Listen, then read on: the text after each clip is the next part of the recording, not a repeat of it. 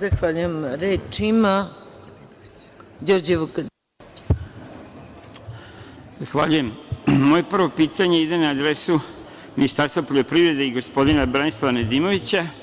Ja sam naravno to da ga pitam i u četvrtak, ali niti sam ja stigao na red, niti on bio prisutan. Tiče se prodaje PKB-a. Nekako od svih ovih političkih i ozbiljnih tema, plus raznih i dimnih zavesa koje se, rekao i tendenciozno bacaju, radi proizvođenja jednog političkog realitija, u kojem hteli ne hteli svi učestvujemo, ova važna, nacionalno i državno važna tema prodaje PKB je nekako, rekao ih, ostala u drugom planu. Moje konkretno pitanje se tiče, dakle, i zahtevam od ministra i ministarstva informaciju o toj prodaji, o proceni i ko je radio procenu neophodnosti te prodaje, zašto nije bilo šanse ili želje da se PKB spase i zadrži, jer zaista poslednji i svaki seljak u Srbiji zna da se ne prodaje njiva ispred kućnog praga. PKB jeste njiva ispred kućnog praga Beograda, važna u svakom pogledu, iako se kaže, kao što se čulo u ovim bledim pokušajima da se opravda ta prodaja od strane režima, da je to on upropašten, devastiran u dugovima, i bilo je već više od pola decenije, 6 godina vremena da se to stanje popravi, da novo sposobno rukovodstvo i kombinata, odnosno kompanije i Vlada pod vođstvom SNS-a postave dobar menadžment, naprave dobar plan i spasu PKB. Ovako, mislim da je šteta velika i dugoročna, a bojim se i nepopravljiva. I pod pitanju za ovo pitanje, da li je tačno da je kupac PKB-a, dakle naših dragulja poljoprivrednog agrarnog, da je to firma koja je registrovana sada nedavno u Irigu sa 100 dinara osnivačkog kapitala na jedno domaće fizičko lice. Drugo pitanje i najvažnije pitanje ide na adresu predsednika države, premijera i Ministarstva spoljnih poslova, mada prve dve adrese uglavnom ne odgovaraju na pitanja.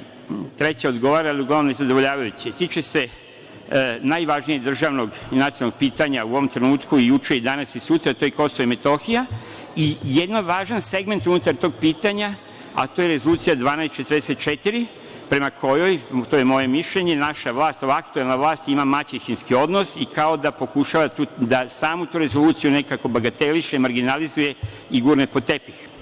To se najbolje moglo videti sada, prošle nedelje, na zasedanju Generalne skupštine Ujedinjenih nacija, gde je naša premijerka, gospođa Brnabić, dakle, uspela da u toku čitavog izlaganja nijednom ne pomene taj najvažniji međunarodni dokument na kojem se bazira tapija, odnosno zahtevi i očekivanja Srbije u vezi sa Kosovom i Metohijom.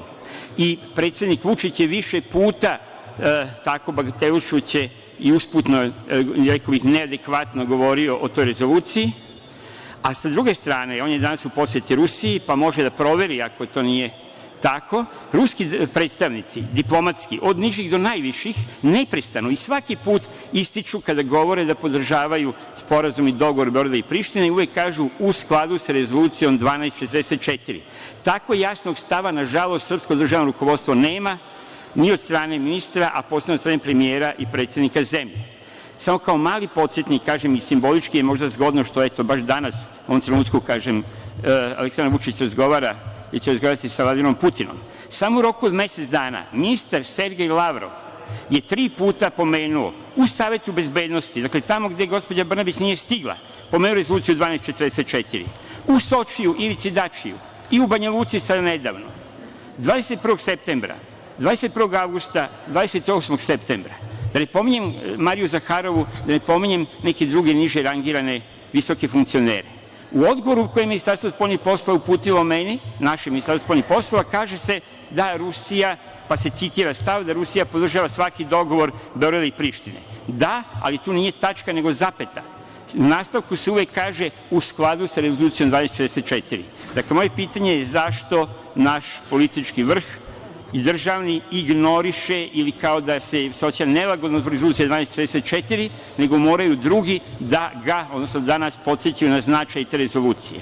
Neko može reći da je to slovo na papiru, ali slovo na papiru je važno, pogotovo ako je taj papir važan međunarodni dokument koji je, uzgred budi rečeno, još uvek na snazi, bez obzira na to šta su oni posle činili dobro ili loše, govorim na političke predstavnike Srbije. Hvala.